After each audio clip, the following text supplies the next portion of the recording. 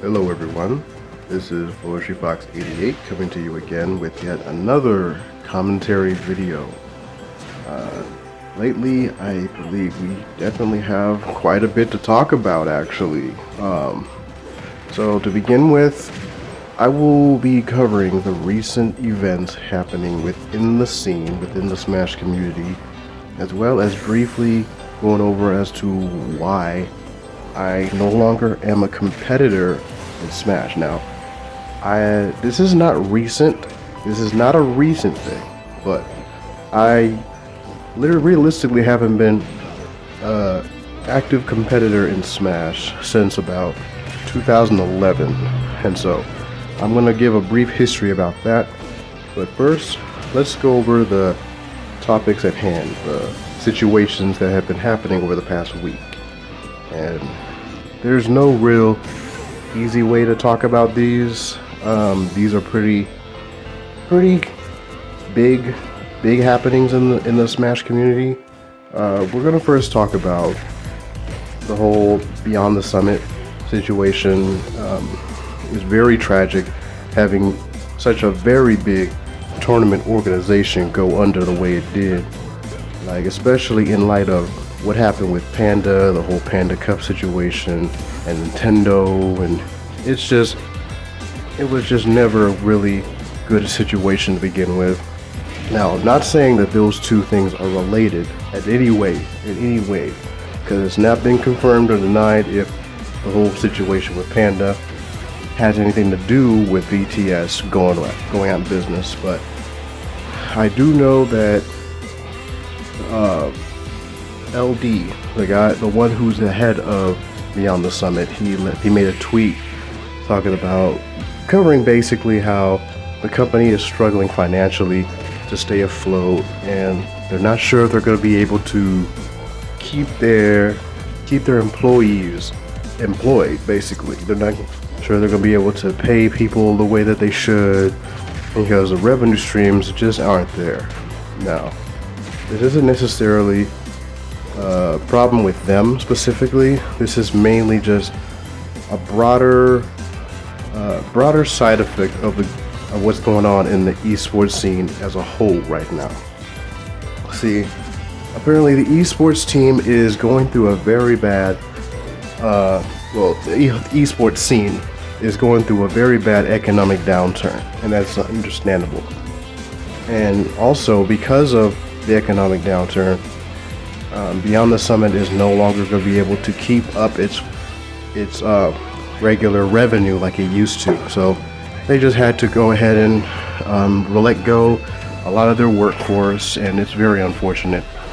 No one should ever have to go through that. No company should ever have to really go through that, especially one that was completely run mainly by the grassroots community, and it's very sad to see it go. At one point I had hoped to be able to go to a summit. That was way back when, because I think they had been in business like 17 years. But also, continuing the esports talk, a lot of notable players have been dropped from their esports teams.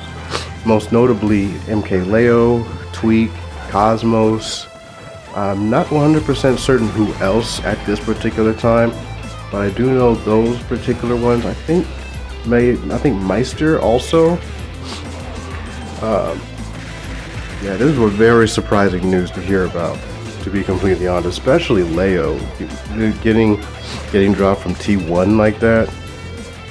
Jeez, I don't think anybody would have thought that, the best player in the world would be dropped by his team like this, like so suddenly. So it was literally just sudden, and it's been almost like a domino effect with all these other top players getting cut from their teams, and is understandably causing a lot of concern within the community.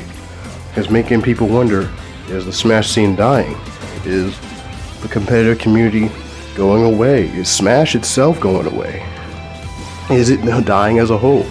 Now, I personally believe that it's neither dying nor is it really gonna go away completely. Here's what I mean. I believe that it's definitely it's definitely bleeding out to an extent. Whereas like the stuff with Beyond the Summit and the recent esports teams dropping notable players is definitely not a good look, and it's definitely going to leave a lasting impact, at least for this year, at least for a good part of this year. But I definitely have hope and faith that as long as people continue to play this game, as long as people continue to go to locals, as long as people continue to express interest in the competitive side of Smash, it's not going anywhere. So only time will tell at this point. Now, the next thing that came up within a couple of days ago was Steve getting banned. Now, I've never really been on either side of the argument too much, because as me who doesn't compete like that like I used to, I don't care either way at the end of the day. But the revealing of a new MLG tech, a Pmlg tech, which basically has a tech that Steve could basically ignore hit stun or punish people for hitting him. It definitely is understandably concerning.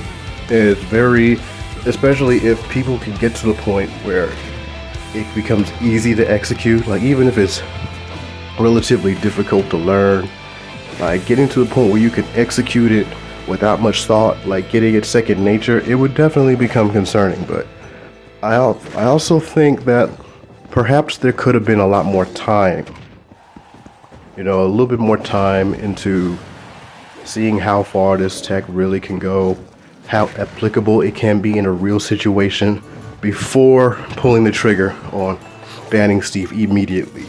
We could have at least seen how much of a threat it was, because there's been numerous tech that was discovered over the years that looked broken, that looked problematic, but turned out to be counterable over time. Like counterplay was developed for it. But that's why I say I would have allowed at least a couple months, at least 3 months, to truly assess how effective this Pmlg thing would have been before banning Steve. But if it turned out to be as broken as people feared, then by all means go ahead and ban the character.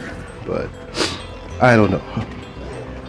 I definitely feel bad for all the Steve mains out there who put in so much time and effort into this character, so much blood, sweat, and tears into mastering this character.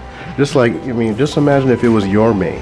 Just imagine if it was your character that was on the chopping block. People were just like, well, shoot, I don't use the character. Who cares? Get rid of him.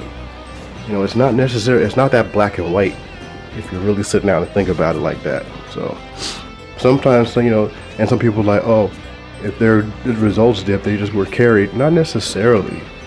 That not necessarily means they're carried. It just means that they put so much time and energy in one character that their other characters aren't necessarily as strong yet. And having to start over with a new main is almost like starting a new game from the beginning again, without all your power-ups and collectibles anymore. You're just kind of back to base level again. And that's realistically not fun, especially when you're playing competitively. Especially competitively, it's a much rougher time than the casual side of things. But other than that, the other thing that came up recently is the official Smash Bros. Ultimate tier list. Now, I'm not going to get too much into this right now. I might talk about it in another video, but as I can see, as of right now, I particularly don't really care. Like I said, I will talk about it more in another video, but this kind of leads into why I quit competitive Smash to begin with. I'm going to go over a brief little history of that. I'm not going to talk too long about it, but I started competing in Smash Melee in 2006. I've been playing Smash since Smash 64, way back in 2000. I started competing in 2006 in the middle of the Melee era. Then I was competing, we were basically going to locals. I was competing in Brawl. When Brawl came out, I switched over to Brawl competitions. I was still doing Melee too at the time. 2008, 2009, Brawl was starting to be more my game. And then around 2010-ish, I started feeling burnt out. I started feeling that the community as a whole was starting to get it was starting to go way too toxic. It was starting to get to the point where, you know, players like me that just wanted to not only compete but to have fun with the game is just no longer welcome in the community as much anymore. So, and like there was just so much so much, like the whole tier listing thing was part of it too. People were, see, I'm a DK main. I've been a DK main since the beginning of the game, pretty much since Smash 64, since Melee. And people were always just, and especially in the competitive circles, was just pressuring the heck out of me to try to, like, oh, you should play the character that's better. You're holding yourself back. This character is trash. And I'm like, I don't care. I love this character. You're not going to convince me otherwise. You're not going to convince me that this character is bad. I will decide how good my character is. I decide if my character is good or bad. You can, yeah, tier lists are fine if you want to consider them. Everybody has a right to their opinion. But it got to the point where they started leaving a bad taste in my mouth. And so I started ignoring the meta a bit. But over time, I was just no longer having as much fun as I used to. It was starting to get way too obsessive. People were losing sight of the point of the original game. It was just, yeah, it was just a whole thing. And so I ended up quitting competitive play back in 2011, and then I ended up dropping the game for at least about a solid 8 years, starting from 2013 until 2020 when I got my Switch and when I got Smash Ultimate. And so here I am. Am I competitive again? Yes and no. It's more of like a semi-retired, semi-competitive type thing where I'm open to joining some locals here and there, but for the most part, I'm not really looking to be. Basically my competitive drive isn't as strong as it used to be. It's just not. I'm more about having fun with the game. I don't care. I make videos because they're fun. I record my replays. I play online just to have fun, more so than just to be better than somebody else. And yes, I do definitely take my skills seriously, but at the end of the day, I just don't have that competitive drive as much as I used to. And I feel like if anybody that wants to be competitive should also remember that having fun is just as important, and that I feel like anybody should be able to play anyone they want to, no matter what the so-called meta is, because, you know, people have gotten to the place where they dang near worship the tier list. They dang near worship, they look at top players as gods, and it's just kind of like, you know, where did we go? Where did we get here? Like, when did we get here? You know, sometimes I look at it, I'm like, how far did we come to get to this point? Like, competitive play used to just be for fun of it sometimes, but now it's just gotten to a place where people are just treating it like a job, and I just can't do that anymore. I just can't. Sorry. So this is all I really wanted to talk about in this video. So please, I hope you enjoyed. Please like and subscribe, and I will see you again in another video.